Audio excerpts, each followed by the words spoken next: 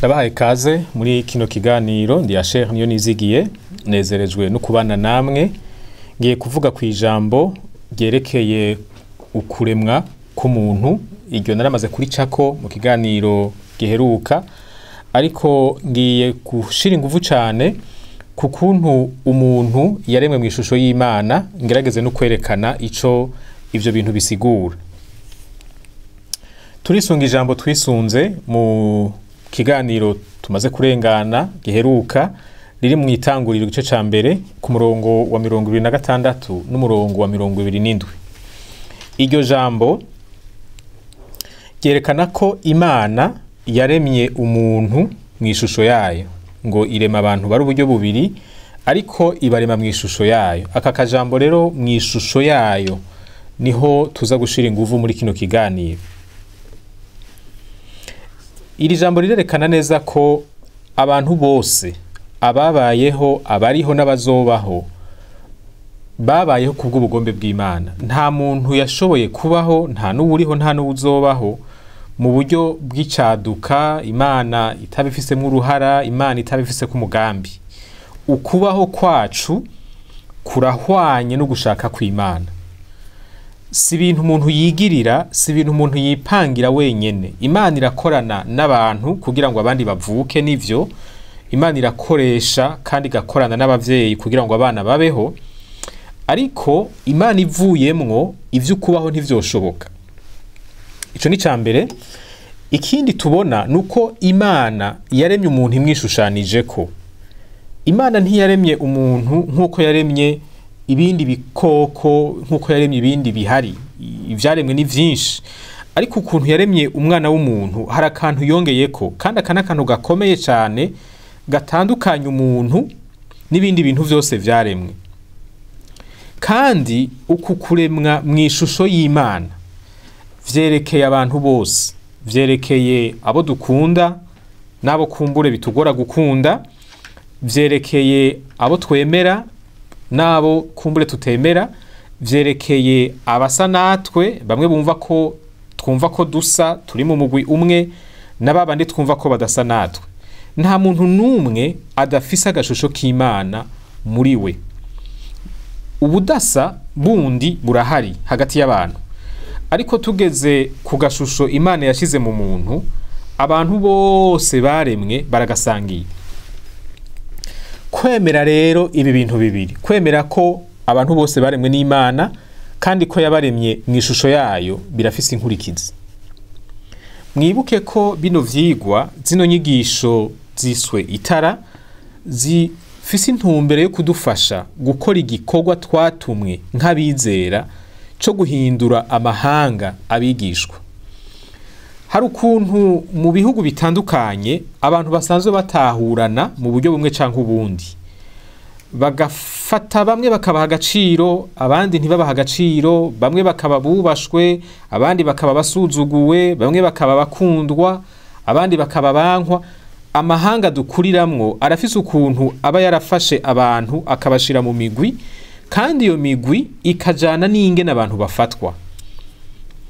Rero twebwe nk'abantu bamenye Imana, nk'abantu Imana yatumye igikorwa cyo guhindura amahanga, hariho ibintu vy'urufatiro dutegerezwa kubanza kumenya no gutahura no kubamwo kugira ngo tubone kuvyigisha amahanga tuba turimwo.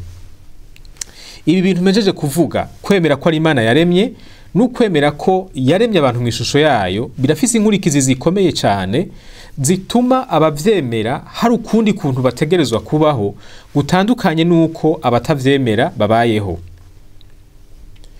Umuntu yemera ibi bintu biragaragara, bitegerezwa kugaragara mu buzima bwiwe bwa misi yose, bifatiye ku kuntu abana n'abandi, ingene afata abandi, imigenderanire agiranira n'abandi, inyifato agira ku bandi bantu. Iyo umuntu avuga ngo aremera ikintu ariko mu mibereho yiwe ntikigaragare, ntiyigenze nk'ubucemera, ntaba cemera. Ico twemera si kijya tuvuga, ico twemera ni kijya dukora. Iyo dukora ibinyuranye n'ivyo tuvuga ko twemera, bijya tuvuga ko twemera ntituba tuvyemera. Ivyo tuba twemera ni bijya tuba dukora. Reka rero ngaruke ku nkurikizi zano majambo abiri. kuvuga yuko abantu bose baremwe mu ishusho y'Imana bisigura yuko abantu bose bafise agaciro n'agateka gaturuka ku Mana, gaturuka kuri ako gashusho kari muri bo, tutaravye ibindi, tutaravye ibibatandukanya. Hariho agateka n'agaciro bose bafise kandi bose banganya. Ibi bitujana mu nkurikizi zikomeye cyane mu kuntu dufata abantu, ko kudakengera abantu kubera uko basa, kubera bakenye, kubera ubumenyi buke bafise, kubera ubumuga bafise, ingwara bafise n'ibindi n'ibindi. Nta muntu numwe yitwa umuntu twemerewe gukengera. Iyo dusuzuguye umuntu tuba tumusuzuguranye na kagateka na kagashusho Imana yamushizemwo. Aho tuba twifashe nk'abantu batemera ko uwo muntu nawe arimwe agashusho k'Imana. Ibi biradusaba kandi ko twirinda kwanka abantu kumvo iyo ari yo yose, kwaba uko bameze, uko basa, imigwi bavamwo, washaka n'ivyo bakora. Kuko nkuko tuzobibona, naho umuntu yononekaye, naho umuntu kubw'icaha hari igihe akora ibintu bibi, ico caha n'ivyo bibakora ntibiza birandurana n'imizi kagashusho ndemanwa gaturuka ku Mana Imana yamushizemwo. Umuntu mubi kurusha abandi bose aguma afise agateka gaturuka ku gashusho k'Imana kari muri we. Si vyiza ko dushigikira abakora ibibi twitwaje ngo nabo nyene ngo barimo agashusho k'Imana. Oya, ibibi ni bibi kandi ubikora arakwiye kumenyeshwa ko ariko akora ibitari vyo. Ariko kumwanka ico ni kindi kintu, ivyo tuzobigarukako.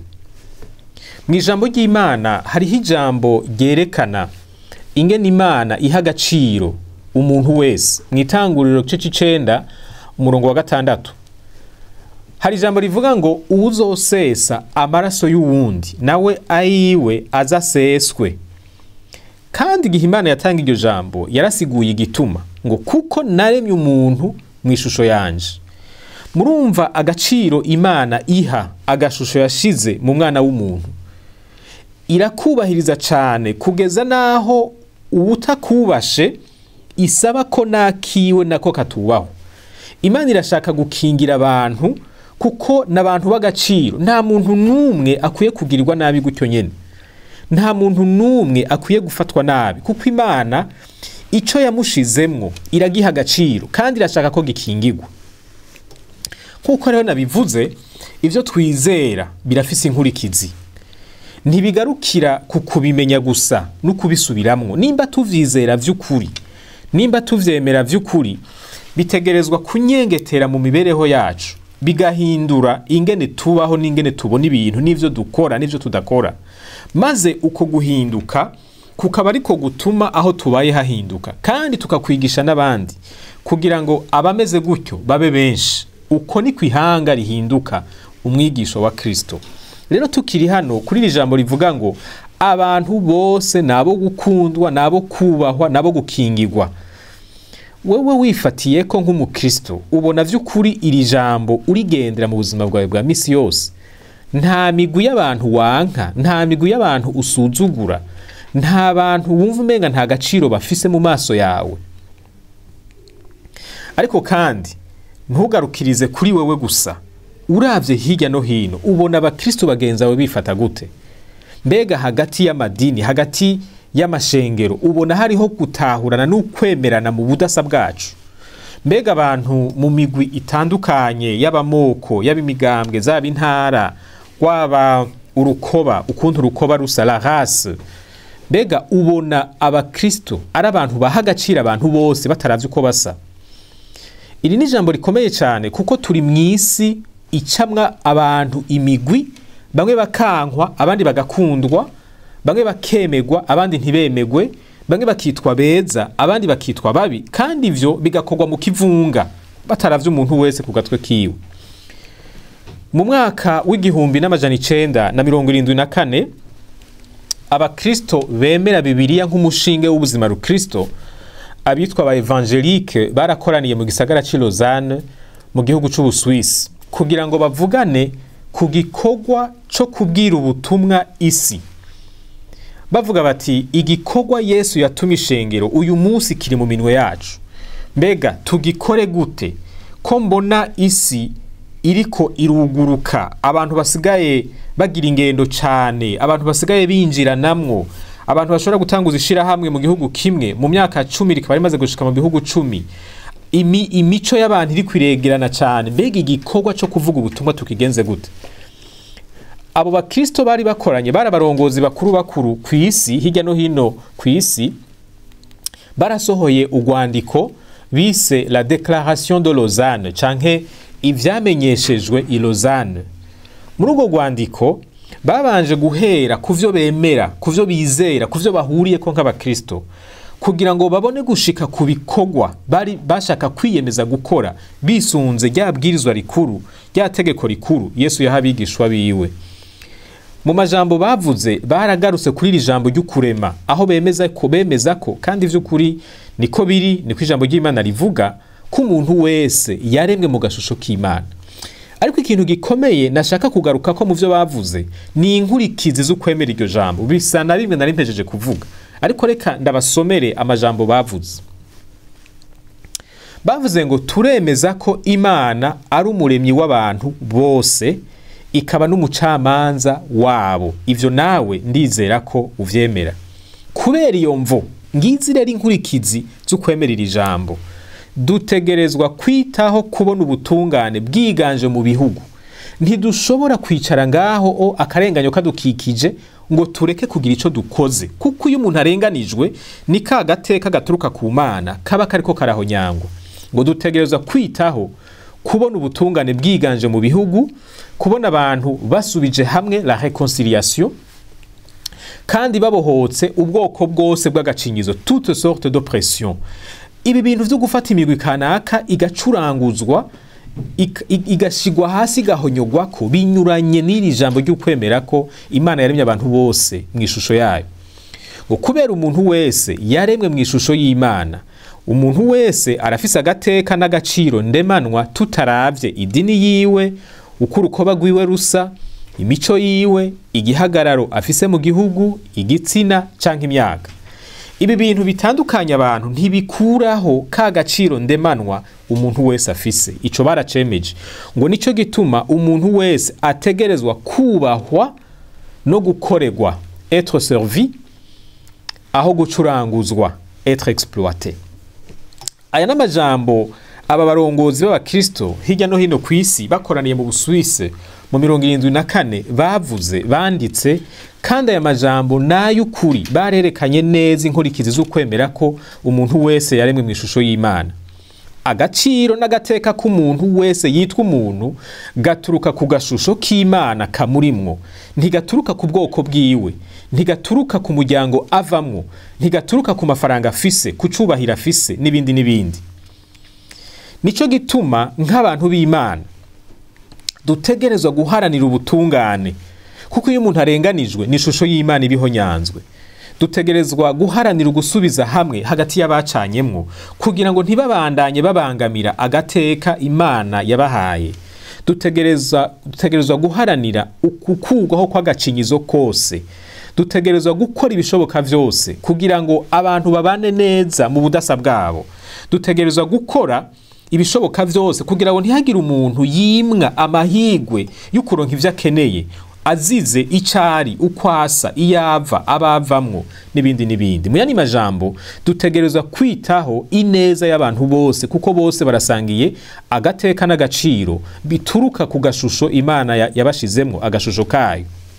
Muhava muvuga muti ivyo bintu biragoye, reka bigore. Ntitwahamagawe gukora ivyoroshe, twahamagariwe gukora ibikwiriye. Kandi n'abakoreye Imana imbere yacu, ababayeho imbere yacu, ntibakoze ibiborohera, bamwe baranabizize. Muhava kandi muvuga muti uwo bikora buhava bamwita umusazi. Aho naho nyene hariho inyishu. Nimba Yesu yaba yari hano turi uyu munsi agakora nk'uko ategerezwa gukora, wewe kwitwa umusazi, ntibikubereye wewe kutitwa umusazi nimba uri umwigishwa wiwe. Reka dufatwe nk'uko Yesu yofatwa yaba yari hano turi uyu munsi. Imana ibahezagire, Imana ibakomeze.